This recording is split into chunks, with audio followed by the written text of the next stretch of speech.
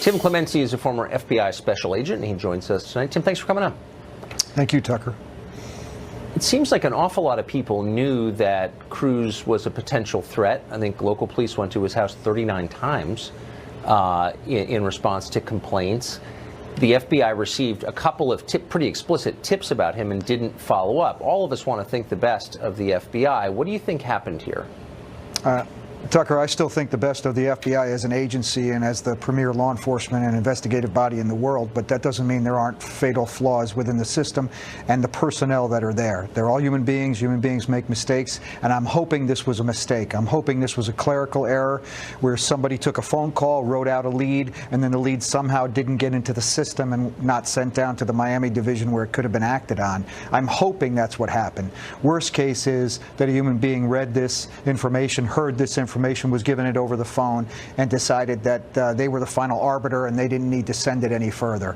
And I'm really hoping that Director Wray, being a new director to the FBI in this a very, very bad period of turmoil for the FBI, will allow himself to do a very public examination of this problem and reveal it to the public so that the public can have confidence again.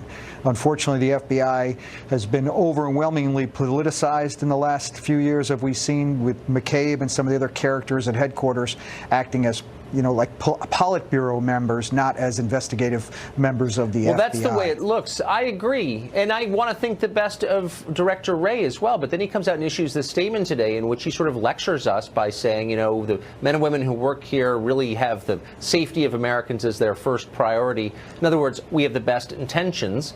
Not that I really care about their intentions, I care about what they do, but I don't even believe that, given the Strzok and Page text that we've all read. Why would he say something so obviously false?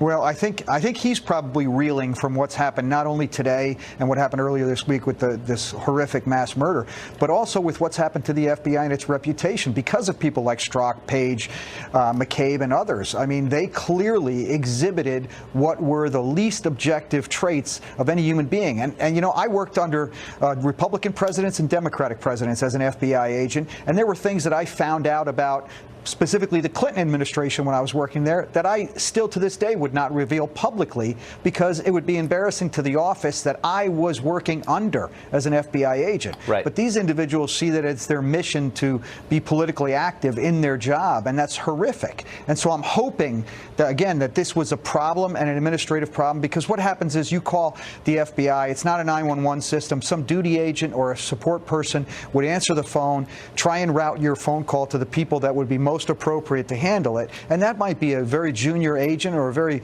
very senior agent, but it might be somebody that doesn't know what to do with the information. And in this case, it would seem it would be very likely, if the individual you're talking about is in Miami, that you would tell the Miami division so a lead could be generated for agents to follow up. Obviously, that never happened, and lives were lost because of it. Well, they were busy tracking down those fake Russian Twitter accounts. Tim, thank you for that. I appreciate your experience view. Well, almost everybody apparently